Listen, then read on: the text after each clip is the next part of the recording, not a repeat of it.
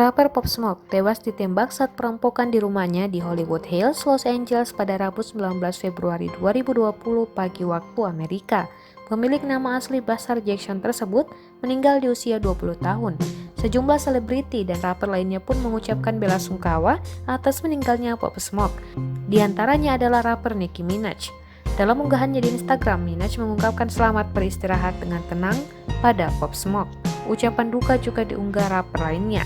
Rapper Freddie Gibbs juga menyampaikan bela sungkawa melalui unggahan di Twitter miliknya.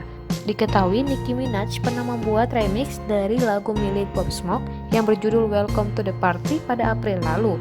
Kemudian pada Desember tahun lalu, Pop Smoke berkolaborasi dengan Jackie Boys dan Travis Scott dalam lagu Get It.